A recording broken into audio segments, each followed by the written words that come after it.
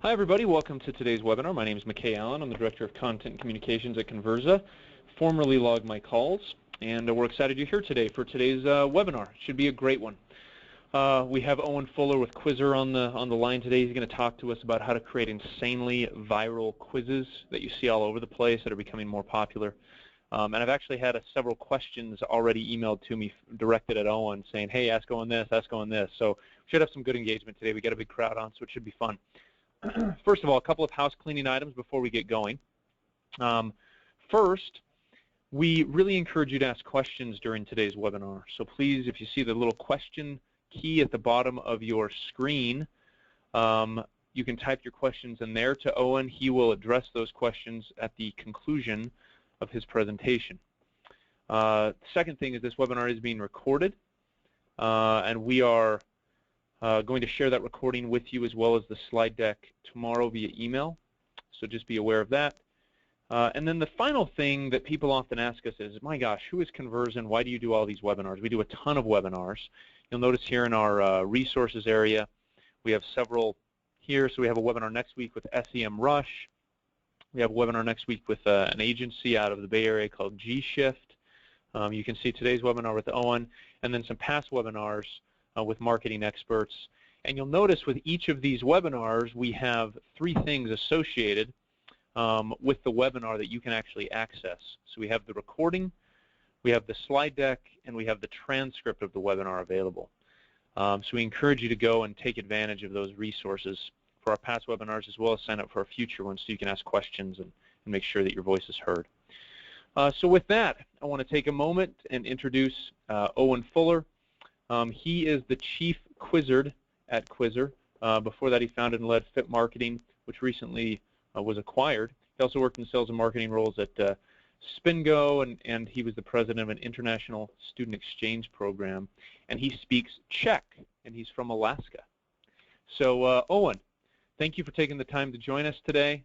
We appreciate it, sir. Let me give you control of the screen so you can give us your presentation. And as I said, at the end of the presentation, we'll take questions from Owen. Before, as Owen's taking control here, and I can see your screen, Owen, that looks great.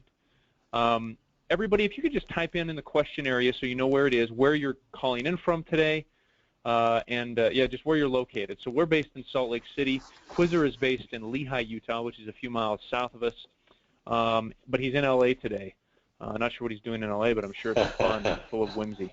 So we got a lot of people. Phoenix, we got Oregon, Boston, Ventura, Modesto, Frisco, Texas, of all places, which is a nice place, Tucson, West Virginia, all over the place. So thanks, everybody, for being on today. And Owen, thanks for joining us, man. Take it away. Thanks, McKay. Great to be here with you and great to be with everybody that's on the line. I really just want to encourage one more time everyone to feel free to use that question box. Of course, we're all about quizzes, and that means we're all about questions, and look forward to taking those definitely at the end. And if McKay jumps in and throws any at me in between, I'll take those as we go too. But let's talk about the topic at hand, which happens to be those insanely viral quizzes that you're seeing everywhere. McKay mentioned that before I helped launch Quizzer, I was running a marketing company. I started Fit Marketing in 2009, and a little over a year ago, launched the first quiz that I'd ever done, and that was when I was at Fit Marketing. And this quiz was, which marketing superhero are you? And the quiz got a 68% share rate. So 68% of the people that completed the quiz shared their results on social media. And I'm guessing a lot of you on the line are serious digital marketers.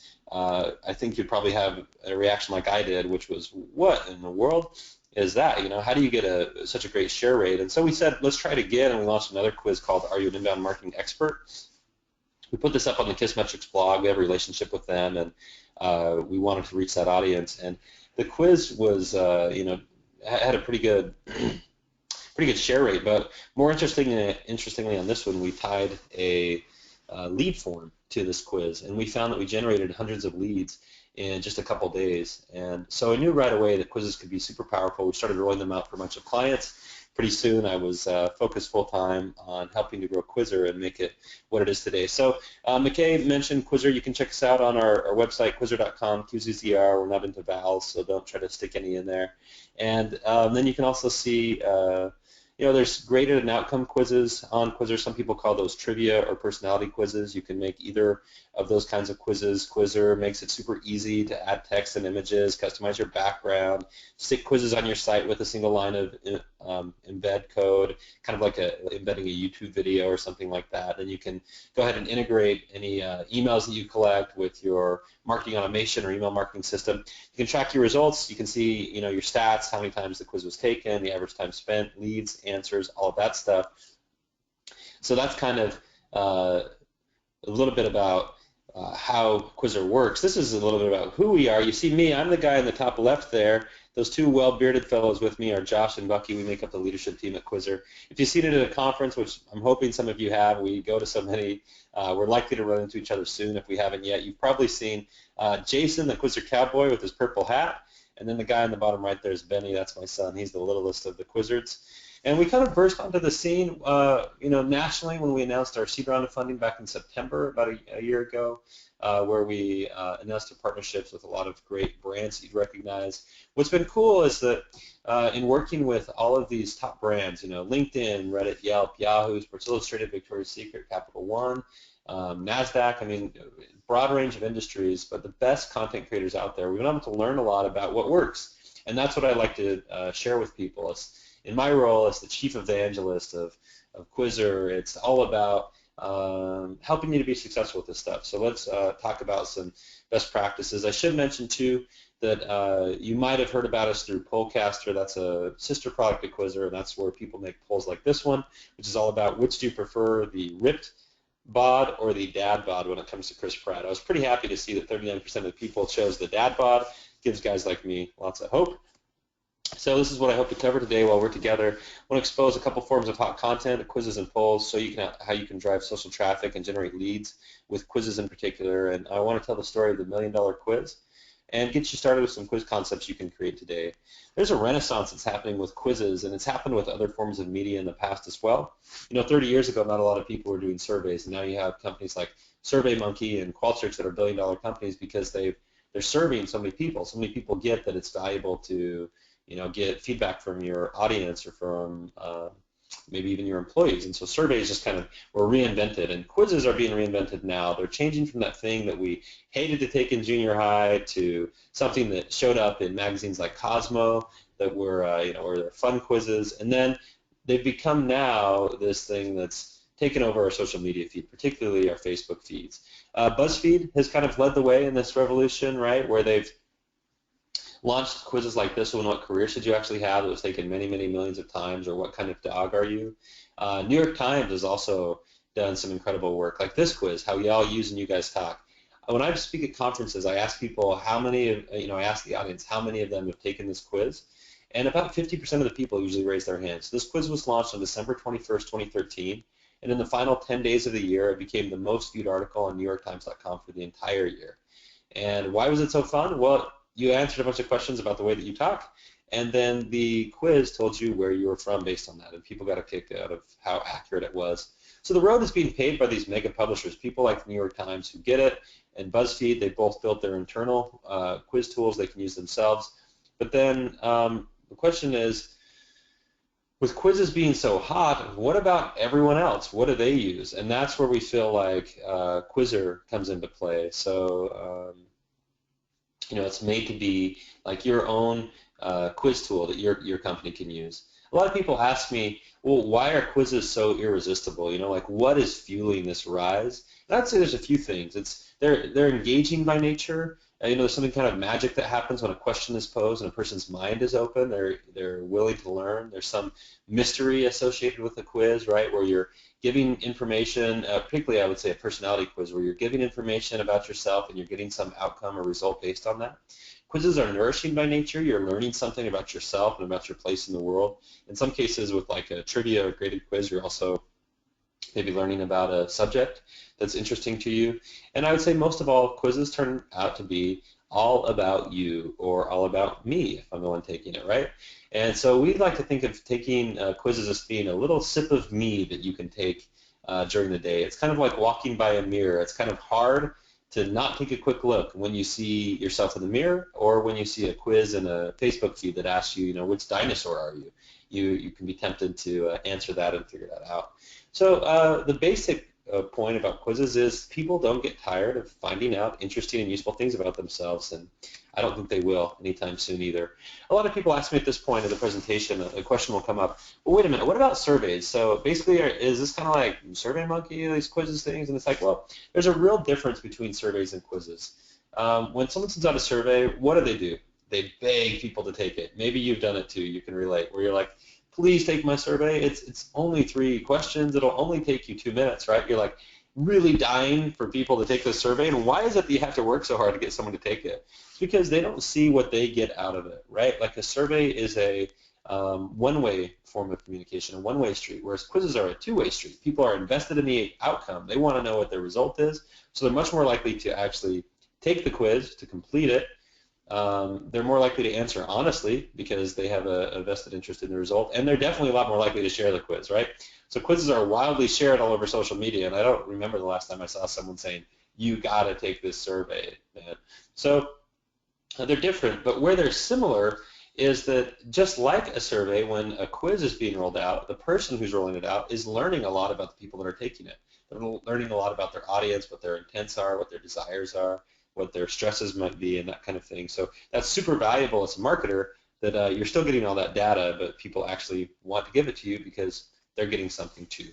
The proof's in the pudding when it comes to this stuff, right? If you look at the results for quizzes, 81% completion rate across the board on average, a 2-minute and 27-second average time spent on quizzes, 5% lead conversion rate for people that turn on the lead conversion form at the end. In fact, last month, if you just look at the month alone as an average, all of these many quizzes being created with the lead form, it was over a 10% lead conversion rate. So really rare to see these kind of numbers in marketing world. Our friends at BuzzSumo who study viral content on the web, they looked at quizzes a while back, and I referenced this on an earlier slide, but they said that out of 100 million articles that they studied last year, 8 out of the top 10 most shared were quizzes. The average quiz is shared 1,900 times. And this is the stat that really blew me away. They said that if someone sees a quiz on their Facebook newsfeed, 82% of them will click on it. That seems wildly high to me, and I'm obviously drinking the quiz Kool-Aid. But all of this just adds up to this point. Quizzes are incredibly hot. Excuse me. And they're kind of a secret weapon for people that are creating content, whether they're creating content for a site that people are reading news or updates like ESPN or Yahoo, or if it's a brand site, that these people are finding that quizzes are a faster, more affordable, and more effective content type than just about anything else.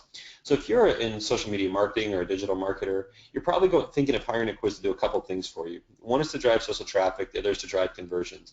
Let's look at some examples of both. So this is an example from a company called KSL, big regional media site out in the Mountain West where we're at. They do fun quizzes like, where is this in Utah, or are you smarter than a 4th grader, testing people's knowledge of history. But they also do more serious ones like, can you pass the U.S. citizenship test? Or you've got then a more comedic take from people like College Humor, Jaden Smith tweet, or ancient Chinese proverb. Or this one, which was really tough for me, Game of Thrones scene or Creed music video. This one, surprisingly difficult to tell, Skinner leggings, what are people wearing? Or here's one from Car Throttle. They are really speaking to a niche audience of car lovers, and they do one called Are You a True Gearhead? And that's all about cars, and they get a really great response there. Or ESPN might do something more topical, like what World Cup team are you? And Ryan Higa is a guy that has one of the biggest YouTube channels. He actually made a whole site just to host one quiz. The site is called GiveUpAndSell.com. You can check it out. It gives you a rundown of what your perfect match would be. And then this one, some of you probably saw the dress. If you didn't, you might be living under a rock. But remember when the dress took over the internet? Well, that night we were actually out in New York, and we were speaking at a conference called Social Media Week LA, and we started looking around at a restaurant that evening, and everyone was on their phones taking this quiz and talking about this dress, and we realized it was our quiz, and it was on Gawker, because they were one of the first ones to pick up this dress phenomenon. So this quiz was taken over 1 million times in what felt like heartbeat, and that's what it feels like when you're holding the internet on your back for a night. It was pretty cool to see that quiz explode for Gawker and be a huge success for them. But some of you may be on the line thinking like, oh, that's all well and good, but I'm not ESPN. Maybe you're a B2B company, or maybe you just have a smaller channel right now, don't feel like this can't be for you, because here's an example of a person out in Connecticut. He didn't even have a following of note at all. He had just 300 Facebook friends, none of them big influencers. He created a quiz, which Connecticut town is your true home, shared it. It didn't even get any initial likes. It just got 6 comments when it was first rolled out, but pretty soon the results were so well written, it was highly shared. It was taken over 70,000 times and not long at all. And then this guy's a friend of mine, Tanner Plauché. He attended a webinar really similar to this one where he learned how to make a quiz, and he thought, well, I love linguistics and I've got a little following there. And so he rolled out a quiz, what kind of linguist should you be? A couple days later, he hit me up on Facebook and said, Owen, what do you think a good result would be for this quiz? Because I was going to be really excited if 1,000 people took it, and we just sailed past 10,000. Today, it's over 70,000 people that have taken this quiz. And how that happened is it was well written, it was shared, it started to get some attention from the influencers in the space. People that have blogs and are, have a even bigger following in the field of linguistics picked it up and shared it with their group, and that's how it took off. Godvine's a company that does they do Christian news, and so they rolled out a quiz called "Which Bible Figure Are You?" and they tied this call to action at the end of it. So you can see here they took this really exciting way to drive social traffic that all these kind of media sites or publishers are using, and then they found a really great way to add to their email list. They tied in this lead form. Right here it says, sign up to receive a fun weekly quiz from crosswalk.com. They added thousands and thousands of new subscribers to their list with that. And what's cool is when those people subscribe to the list, Crosswalk or Godvine, it's kind of the same company, they didn't just get the email address of people, but they got all their answers to those questions, so they really knew a lot about those people that were joining their list, right? Here's another way you can use a quiz from a company called Lime Ricky. They sell modest swimwear. They did a quiz called Which Swimsuit Should I Wear This Summer? So basically the quiz becomes a decision engine, hard for you to find the right choice, right? So this quiz asks you questions about your body concerns, your fit type, what you bring to the beach, your favorite accessories, that kind of thing. And at the end, it gives you this really great result. And you can not only see the result, but you can click right through and see that product and buy it. You can also see other swimsuits that fit your body type when you go to that link. And that's what businesses are super excited about. There's this frothy medium, which is probably typified best by the quiz, which Disney princess are you? I'm sure you've seen some variation of that floating around the web. And businesses are turning that into meaningful business results. This is the stats panel from a company called Sideshow Collectibles. They sell high-end figurines at events like Comic-Con, and they have licenses with people like DC Comics and Marvel. So they created a quiz called Which Court of the Dead Faction Are You? And they had wild results, right? So they don't have that huge following that some other people have, but this quiz, when we took this snapshot and the case study was written up, had already generated over 15,000 leads, a 61% conversion rate. So 1,800 new orders, 75K in revenue, and 1,220 new customers. Pretty cool to see a quiz do all of that for them. And it was really based on the fact that they did smart email marketing to the people who put their email address in at the end of the quiz. In fact, I'd like to now actually pull out of the PowerPoint, and I'm going to show you an example of quizzes that do just that, including the $1 million quiz. I think it's time to roll that out. So let's take a look here. Oh, here's a little bit more about that Chris Pratt Dad Bod versus Rip Bod quiz. You can see that Gawker wrote a whole follow-up article about the findings from that poll, so that was cool. But let's talk about quizzes in the $1 million quiz, shall we? So here's Zenny Optical. They sell frames for glasses, and they actually had their agency, Internet Marketing Inc., create this quiz for them. Becca James is the person that created it, in particular, who headed that up at Internet Marketing Inc. She's outstanding, super talented, and has walked me through the whole strategy around their quiz, so happy to share all of that. What you'll see here is that they embedded this on their site, and they asked 9 questions to help people figure out which frames, meaning glasses frames, are right. So we can see there's cool GIFs and images. They made it really fun to take. I've got to go a Saturday Night Fever, my main man JFK. How do I spend my free time? Sports, if I'm lucky. When I look out the window, I'd like to see, I'm going to go top right. That's kind of the Utah view. I'm happy out there. On a Saturday night, you can find me. I've got a 13, 14-month-old son, so I'm going to be snoozing if I can. I thrive during the fall. And in my closet of these, you probably see me in black. My motto is maybe this one, always be yourself unless you can be a unicorn, then always be a unicorn. And my face shape most closely resembles I would say oval. So I wanted to walk you through what it looks like to have just as a really successful quiz. A few things that I'll point out there that are interesting. One, they didn't actually use a background image. They just went with a solid color. Totally fine. A lot of people prefer the background image to be a little more compelling. Another thing that they did is they asked great questions that were really easy to answer and fun to think about as you went through. Great images, so it's just kind of point and click, a really snackable experience. There were a couple questions there at the end that I might have done a bit differently, like the question about what my fashion choice might be, or what you might find in my closet. I don't know if they gave options that would allow everyone to see themselves there, So just be thinking about the fact that when you're asking these questions, you want everybody taking the quiz to feel like, oh, that's me. Give them at least a good chance to do that. And then this text question is pretty good, but I really thought that it's kind of a lot to read. So that means that you could add some friction to the process if you add too much text, and you may decrease your completion rate. So I just suggest you be aware of that. Another thing that they could have done here is they could have made any question an image as well, besides just having answers as images, and that can sometimes mix it up and make it pretty cool. But let's look at the result page, because this is where the magic really happens. One, they have a call to action here at the top to get people's email address. I didn't think this was particularly compelling. I thought it was a little bit weak as far as the CTA goes, but hey, the proof's in the pudding. It's generated over 30,000 leads for them. And as we go down here, you can see what a well-written result looks like. So I got keyhole bridge is the type of frames for me. It says, your life is full of mystery and you enjoy every minute of figuring out your next steps. While you appreciate the smaller things in life, you always have sight of the bigger picture. Your style is simple, yet consistently makes a statement. You're calm and reserved. It takes a lot to make you upset, and you'd rather focus on the positive things in life. You like to maintain your composure, but don't be afraid to leave your comfort zone to stand up for what you believe in. Check out additional keyhole bridge styles here. Pretty good. You'll notice something about these results that are really well written too.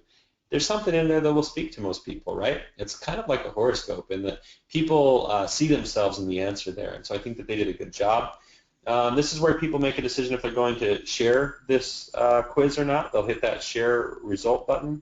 When they do, it'll bring up a really nice share image there for Facebook if I was logged in. Same thing with Twitter. But this is where they also decide if they're going to click through and actually check out the site. So you can see here, they went to a page that shows the different outcomes, and I can click through and see just the perfect frames for me, the keyhole bridge. So that's how the quiz looks. Let's go back and talk about the strategy around this quiz that got them there and what the results really were. So when they created this quiz, they were looking to do a few things. Drive more organic traffic, increase their ranking for some pages, specifically this page where the quiz was called Glasses Quiz. You've got some brand awareness. They wanted to get links from people too, to get some quality inbound links coming their way. So they did a bunch of research. They found out, what keywords are that people are actually searching for, and that was important for them when they decided where they were putting this quiz. They put it on a page that was all about the Glasses Quiz, and so that's now showing up at the top of the search results globally in Google. And then they wanted to define their target audience, so they knew kind of who they were talking to and what personas match with those different product types. And then they decided we're going to drive traffic to that landing page where all those different product types are listed.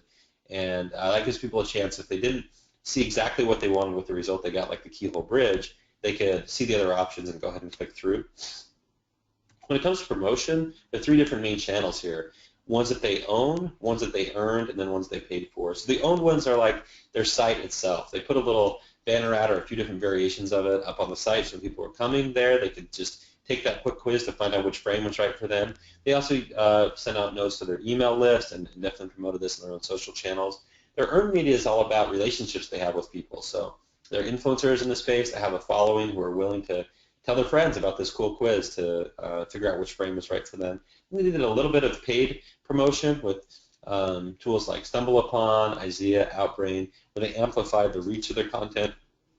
They really only did that in their first month, I know, and after that it's been all organic since then. So they wanted to get maximum visibility, engagement, traffic, and then ROI. On the visibility side, we try to help them out. We do this when you make really great quizzes. So they noted that as part of a mix. We sent out a note to all of our email list at the time, which was about 60,000 people, saying, hey, this is a really awesome quiz. You got to check it out. And if you have a great quiz, that's something we're happy to do. You've also, they got a lot of engagement just on the page itself, and that speaks to how well the quiz was actually put together. So their completion rate hit right about those averages I was talking about, 82% there, conversion rate 6%.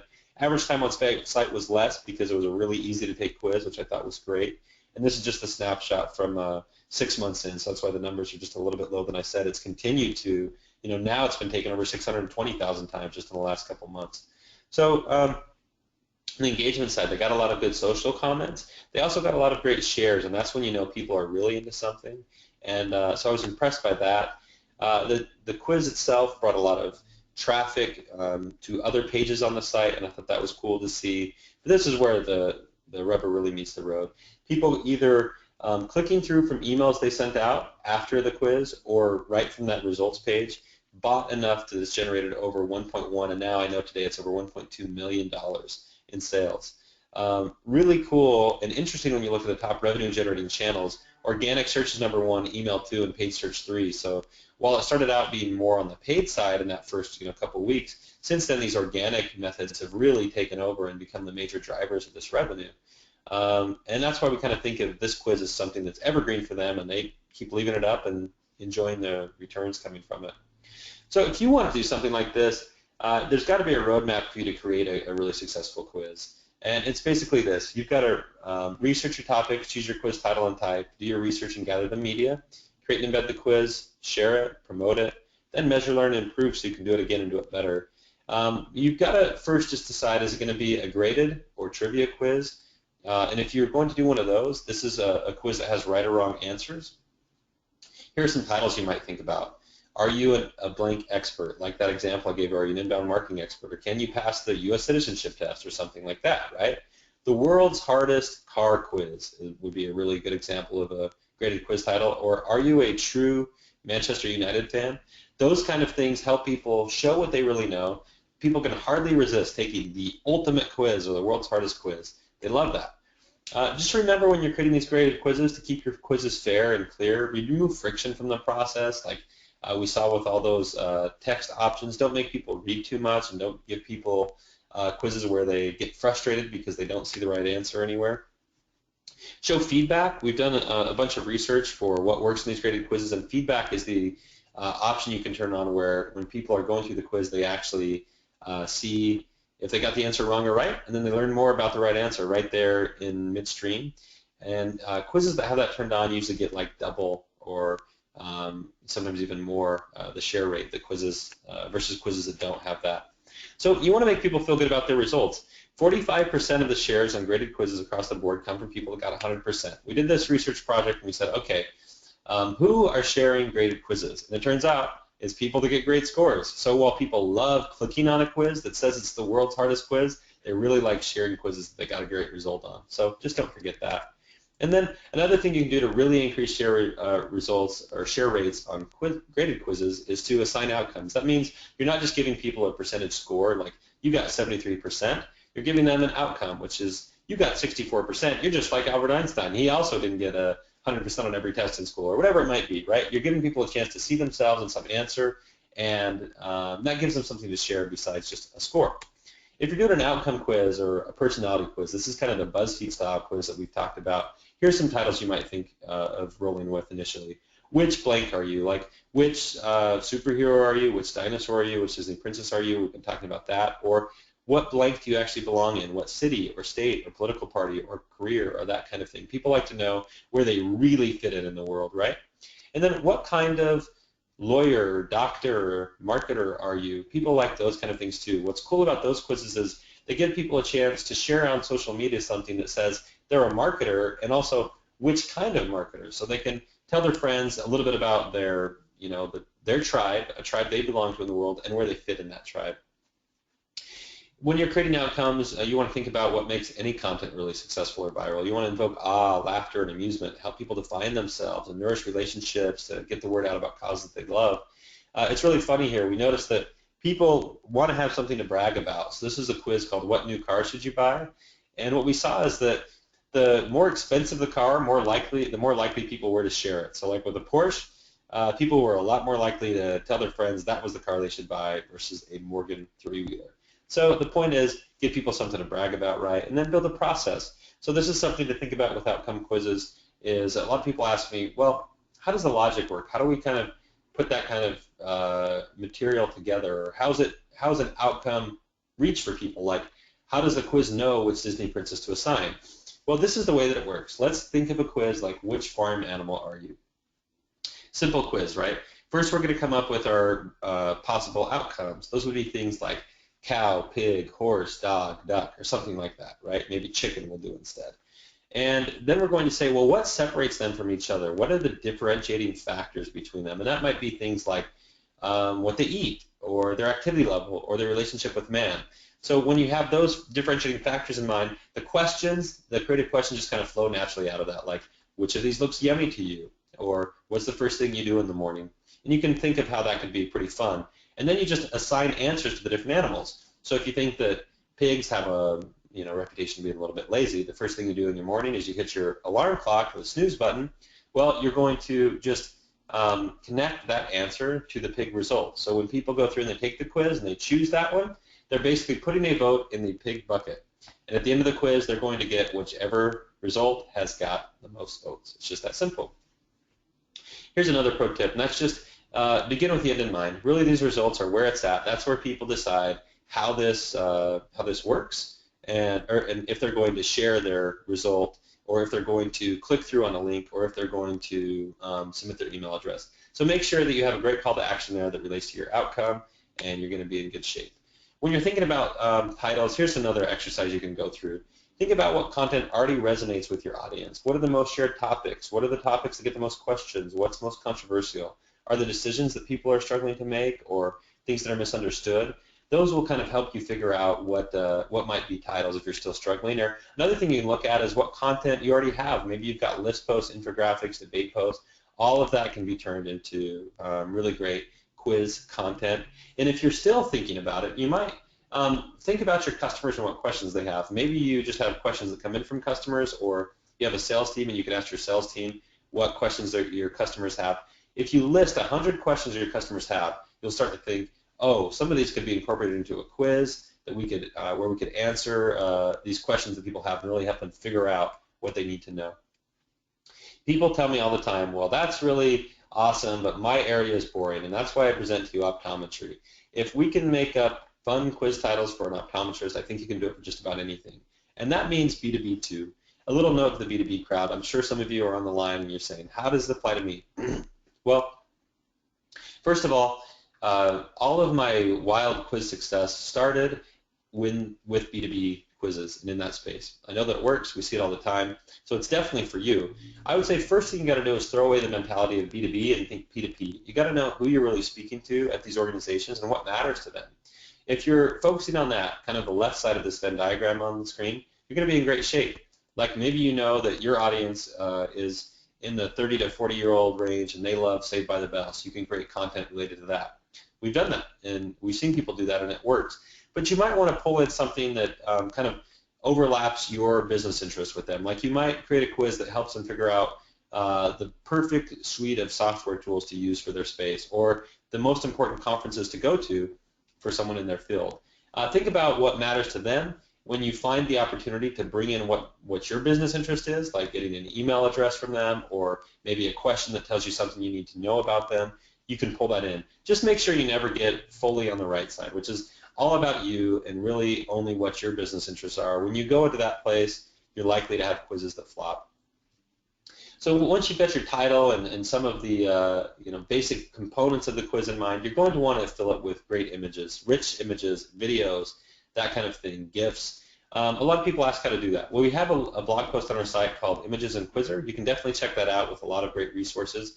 The basic rules with images and GIFs on a quiz are that the same rules apply there that apply anywhere else on the web, right? You have to either own the images or have the right to use them. Here's a quick tip that not a lot of people know. If you go to Google Images and you go to their search tools, you can actually limit the results to quizzes or to images that are labeled for reuse. I'd say definitely check that out. That's a great way you can see quickly a bunch of images that you can pull in to your quiz. Once you've got all that done, it's super easy to go ahead and just embed the quiz on your site. In fact, I'll just pull up a little example here where you can see, just get a sense of what that looks like. it's so easy to just plug in info here where you're going to be, let's make sure that it sounds off on this one. So you can see where you just are going to put a title into your quiz. You're going to, choose if it's graded or outcome. You're going to put a little description in. You're going to define your results and say, based on the score that you get, this is the, the image that you'll see and the title that you'll see. Excuse me. You're going to see different questions here, right, where you can just plug them in, put the GIFs and images in.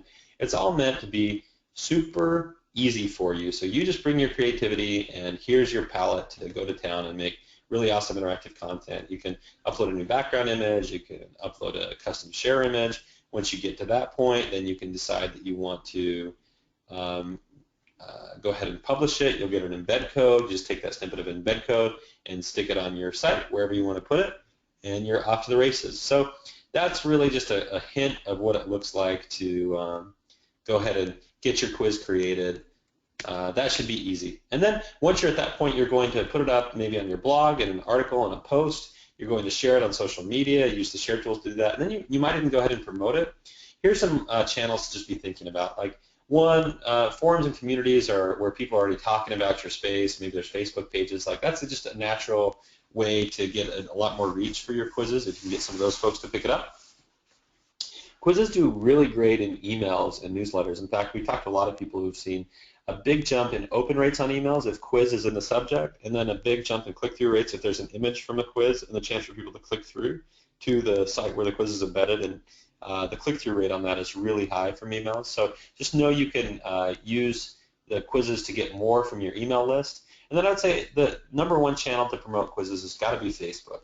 So what happens is when you promote a quiz on Facebook, the more engagement that it gets, the lower your cost per click goes. So if you want to get a quiz that gets a bunch of traffic, find a good targeted audience on Facebook that will respond to that, and go ahead and shoot out an advertising campaign to them. Hey, at least give it a shot, because what we found is quizzes do so well that in some cases you might be seeing only like 10 cents a click per visitor, or 5 cents a click, or even less than a cent per visitor. When you think about the completion rate and lead gen rate, if you're doing that, or click-through rate to offers and that kind of thing, it can make a ton of sense to just really turn that spigot on and do a bunch of Facebook advertising for your quiz.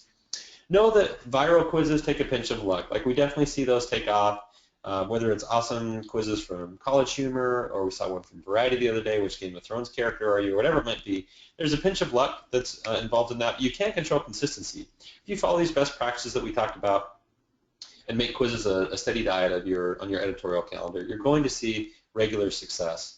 And then I would say also, don't be afraid to break out of the box of everything we've talked about here. Like I'm sharing the best practices that we've learned from seeing this all over and what's really working well for people. But the book on quizzes is being written as we speak. So don't be afraid to color outside of the lines and try something new. We'd love to see what you can do. To recap and wrap up, I'd just say these are the things that your audience is asking you to do. If you understand these things and respond to them, you're going to have a really successful quiz. Your audience is saying, show me something cool, make it visually stimulating and rich. Or like this question from, again, the College Humor folks, it was called, the quiz was called, whose cleavage is this? But the questions were funny things like, showing the chest of Dog the Bounty Hunter. I mentioned there's ways you can make these things beautiful, making questions images and answers images, or tying that all together in a great way. The more rich media you bring in, the more likely you are to have a really well-received quiz. Ask interesting questions like this one. Yeah, excuse me for the content here, but this is from a site called Dorkly, and they created a quiz called, can you name these Pokemon characters just by seeing their backside? People really got a kick out of it. It was highly shared, and certainly full of interesting questions. Be fair. Give people a chance, again, to see the right answer in the options and to feel like they had a chance on a graded quiz to really choose something that was correct. Like, don't make those quizzes that you hated to take in junior high where people were trying to trick you, right? Reel people in with your title. This is one from the Media Research Center. They've had a lot of success with these quizzes, so they keep rolling out quizzes with a similar type of format. 12 simple American history questions all patrons should be able to answer. Or I like this one called What Should Your Signature Lip Color Be? Or this, What Walking Dead Character Are You? If you know what your audience likes, go ahead and give it to them and make sure it's in the title. You want to help people feel sufficiently assessed. So what I mean by that is when you're doing a personality quiz or you're giving people a chance to prove that they're a true fan, you've got to ask enough questions for them to really feel like you know enough to give them a result or to say that they're a true fan, right? So this quiz on the bottom left is which car should you drive, but it's only 3 questions long. So they better be really good questions if you're going to like actually know someone well enough to give them an answer with just 3 questions. Whereas the other one here, what type of Ford Mustang are you? It's a little more precise, but it's also 10 questions long. So at the end of that experience, people feel like you know them well enough to make a recommendation. A lot of people ask me here, well, how many quiz questions is the right number to start with? And there's no perfect answer here. Surprisingly, we've seen people who create really great content have steady completion rates with quizzes that are over 20 questions long. But if you're just looking for a basic starting point, I'd say shoot for somewhere between 7 to 12 questions, maybe even 7 to 10 is a good place to start with when you're rolling out your first quiz. People want to learn more about themselves. They want to learn more about where they fit into the world, right? So this what kind of intro quiz is really great at that. It actually helps people learn a lot about themselves. And then you've also got that feedback feature that I mentioned on graded quizzes, which is a way to feed people more info. Like this question, how many people inhabit the planet today? More than 7 billion. But in the feedback, you get a deeper dive into that. So it says it only took it took from the beginning of history to 1800 for the population of the Earth to reach 1 billion. But only 12 years from 99 to 2011 to grow from 6 to 7 billion. That's pretty cool. Gives people something that will kind of touch their brains and stay with them. So stay on topic. If you know that you're talking to geeks in Boston, give them a lot more of what they like, or if your audience wants more of this religious theme, give them more of those. Like, what hymn are you? Which Old Testament prophet are you? What Bible dad are you? Keep delivering that. Make people laugh. You're going to win when you do. This is from another quiz from a site called Dorkly. And here they kind of break a rule a little bit in the sense that normally these results are something that makes people feel really good and warm and fuzzy. Well, this is a direct attack on people, but it still gives people a chance to look good because when they share these results on their social media, they're going to make their friends laugh, and that's pretty awesome. So this is a result from the quiz, which Disney character are you? Pikachu is the result I got. It says, you're a slave to others, bosses, significant others, friends, relatives, and obligations. You've never been your own person, and you never will be. The best you can hope for is the brief pleasure of sleep, when nothing is asked of you until that inevitable moment when you're awakened and the real nightmare begins. Well written, right? And likely to get a laugh. And when in doubt, don't be afraid to throw some pugs and Star Wars costumes in there. That's always good too. Or this one, for the business crowd, I like this quiz. Did they apologize for this tweet? Showed some of the most outrageous tweets that have ever come from a brand Twitter handle, and then what followed from there. Give people something to brag about. I mentioned this this quiz did so well about the Connecticut towns. Well, this is one of the results. New Haven. You're so hip it hurts. You're a sophisticated critic of art, food, and literature. You're the smartest person in the room and quite possibly drive a Saab, right? You said some personality there, and that's something people would be willing to share. Or again, give people a chance to get a good score or show something cool to their friends to say, this is what we should be doing this weekend. If you want to get business value, put some effort into your offer. Like I like this quiz from the Hearst Media Group. They were asking people which celebrity household is the right fit for them. In this case, the outcome is Meg Ryan's Martha's Vineyard Oasis. There's a really good little write-up there, but then it gives people a chance to see the home themselves, and there's a link through. They got like an 80% click-through rate on that. The average click-through rate on those offers is 20%, so they sure beat that. Or here's one from Maverick, of all things, a gas station, right? Thanks for taking the manliest quiz ever. Enter your email to be entered to win a $50 Maverick gift card. That was really good. I know it got a high conversion rate. Another one that I saw recently was from the Dallas Mavs. They did, which Dallas Maverick are you? And at the end of the quiz, they said, hey, Bien, you can enter your email address for a chance to win a Dirk Nowitzki jersey. What's cool about that is they got an 80% conversion rate. And better yet, there was a question in that quiz that was all about what's your favorite dish at this local restaurant in Dallas. And what's cool is then the Mavs have a chance to partner with that local restaurant. So they got all these email addresses. They know not just how to contact those people, but also what their favorite dish is at a local restaurant. So that local restaurant then could be a partner, tap into that list, and really have a great experience connecting with people and continue the conversation.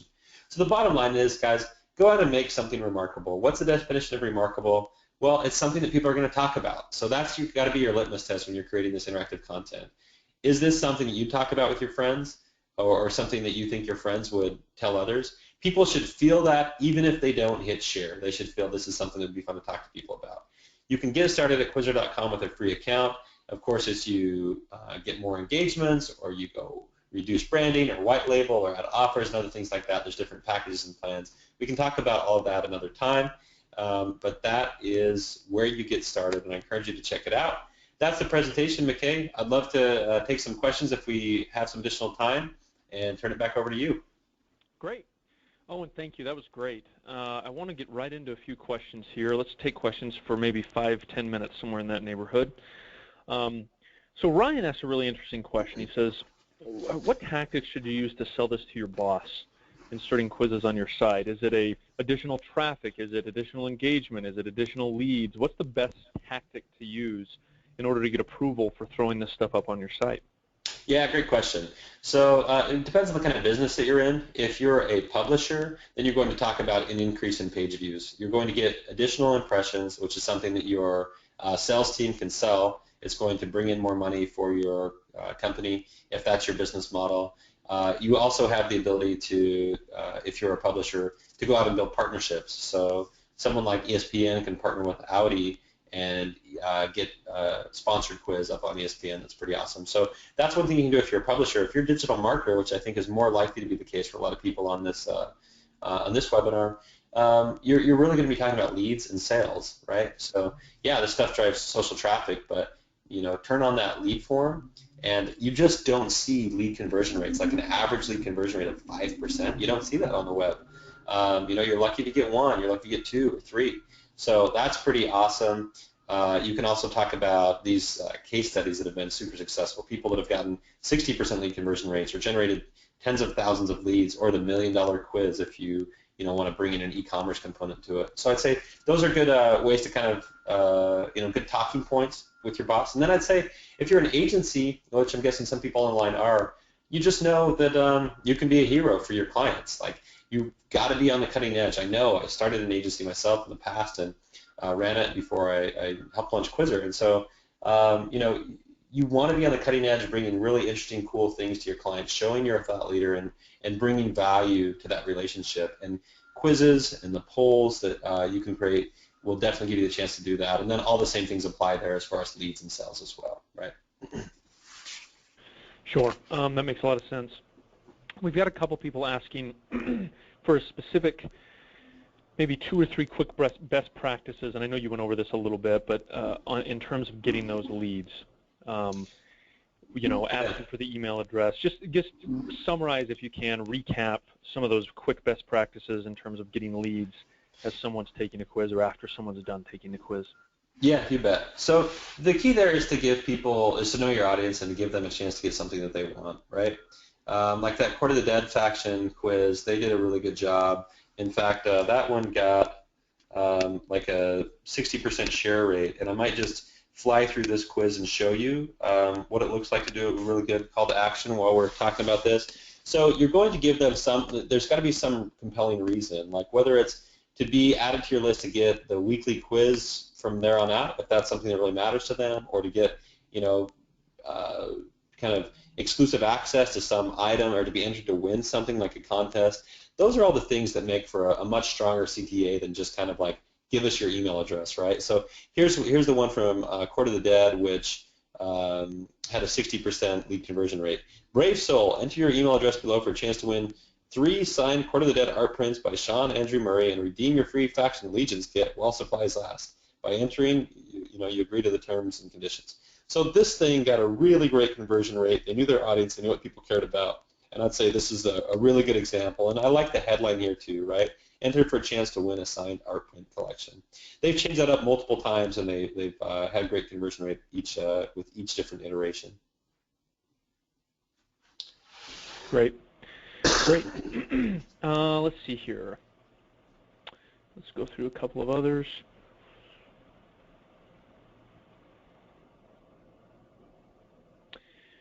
Okay, so what are typical results of people actually engaging in the quiz? Had a couple people ask variations of that, like what's your assumed, do you mandate that people, I guess what they're asking is, do you mandate that people fill out take the quiz to keep going on the path they're going on the site? How do you balance that with bounce rates? I mean, how do you insert this into their path, I think, is the question people are getting at.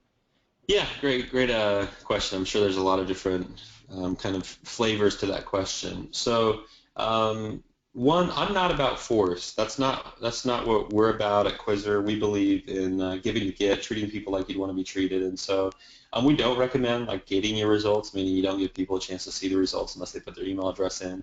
On an enterprise plan, you do have that option. There's just a whole bunch of advanced customizations and things you can do on an enterprise plan, but below that, you're not able to do it because we're really trying to guide people to just deliver a consistently awesome experience for people. So I would say quizzes tend to do really well if they are like the main dish of the page. So people are going to a page and the quiz is like we saw in Zenny Optical, it's kind of the main reason you're there. Once people are taking the quiz, you only are going to see a drop in engagement if you throw in really poor questions, or you just have a long list of questions, particularly that are kind of dry. You're asking people to do too much, right? Like you might have a select all that apply question with a bunch of text, and then you're asking people to read every one of those lines to select every one that applies. That kind of stuff will hurt your engagement. Use rich images, make it quick, easy, fun, snackable, interesting, have some mystery, have some diversity in the number of answer options there are, so it's not just every question has 5 answers, and that kind of thing. Just give people a little bit of variety as they go through, and then at the end, give them a chance to see the result. And if you want to optimize for one outcome, that's probably the smartest thing to do. So optimize either for like collecting an email address, getting people to click through, or for social shares, because those calls to action again do compete with each other a little bit. Zenny Optical happen to have success with all 3, but you might want to just say, hey, if we're really about social traffic, like we're going to put all of our emphasis on the share and encourage people to do that. So that's how I'd say you can kind of have the optimal engagement at each step of that path. Great answer. Well, Owen, thanks for taking the time today, sir. We really, really appreciate it. Any final thoughts before we get the folks back to their regularly scheduled day before we conclude here? No, not at all. Thanks again for joining, guys. McKay, thanks for the opportunity to be with you. Love what you guys are doing there at Convirza. And I'd just say, if you want a personalized like demo of this, let me know. You can reach out to me, owen@quizzer.com. I'll get you set up with the right person on our team, a strategist, to dig in and kind of think through what you do in your area. Of course, we're happy to do that. And if that would be helpful, hit me up. Again, it's Owen, O-W-E-N, @quizzer.com. Thank you, Owen, very much. And everybody, before you head off, just a reminder that you'll be getting the recording of this webinar as well as the slide deck. And then also, please go to our resources page on Convirza.com and go to webinars. You'll be able to see upcoming webinars, including a webinar next week with SEM Rush about competitive SEM intelligence, which should be really interesting. So thanks again, everybody. Have a wonderful day and a wonderful afternoon. Bye.